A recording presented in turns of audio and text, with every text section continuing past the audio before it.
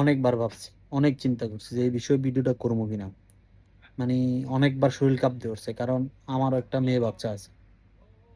মানে আমাদের আজকে সমাজ ব্যবস্থা কোথায় গিয়ে দাঁড়াইছে, আমি মনে করি, আমি না, বাংলাদেশের লক্ষ লক্ষ কোটি কোটি মানুষ মনে করে এই অন্যায়গুলা হওয়ার একমাত্র কারণ আমাদের রাষ্ট্র ব্যবস্থা, যেখানে একটা ধর্ষণের মামলায় সাক্ষী প্রমাণ সব কিছু থাকা সত্ত্বেও, এবং কি সব কিছু থাকা সত্ত্বেও মামলা দিনের পর দিন দিনের পর দিন চলতেছে। সব কিছু থাকা সত্ত্বেও মামলা, মানে মামলার সব প্রমাণ থাকা সত্ত্বেও দিনের পর দিন দিনের পর দিন মামলার কোনো সুরা হইতেছে না। একটা ফাঁসি হয়েছে বাংলাদেশে আজকে 54, 55, 60 বছরে। বাংলাদেশের স্বাধীনতার পর একটা মামলার ফাঁসি হয়েছে। এই মামলার আসামিগুলা বহুত আসামি জামিনে বাইরে ঘুরতেছে।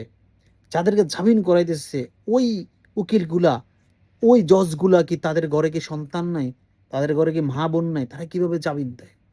আসলে কি বলবো, আসলে কোন জায়গা থেকে শুরু করে কোন জায়গা শেষ করবো মাথায় ধরতেছে না। মানে বারবার বারবার আমার চোখের সামনে ওটা আসতেছে, সোশ্যাল মিডিয়া ঢুকতে পারতেছি না, ওটাই আসতেছে, ঘুরে ঘিরে ওইটাই আসতেছে।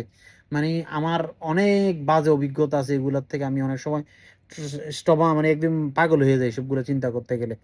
মানে আমি পারি না এসবগুলো নিতে, বিশেষ করে বাচ্চা আর মুরব্বীদের কোনো কিছু হইলে আমি এটা নিতে পারি না। এটা আমার মানে একদম ছোট থেকে এটা নিতে পারি না।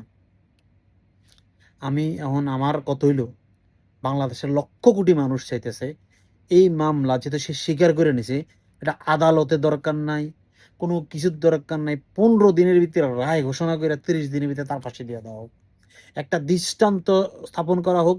আমরা বাংলাদেশের প্রধানমন্ত্রী তারেক রহমানের কাছে অনুরোধ, যেভাবে হোক অন্তত 1 সপ্তাহের ভিতরে, 15 দিন ভিতরে, 1 মাসের ভিতরে এই মামলাটার রায় কার্যকর করিয়া বাংলাদেশের মানুষকে, যেসব পশুগুলাকে সাবধান করার একটা ব্যবস্থা করেন, আমাদের ছোট ছোট বাচ্চাদেরকে বাঁচান।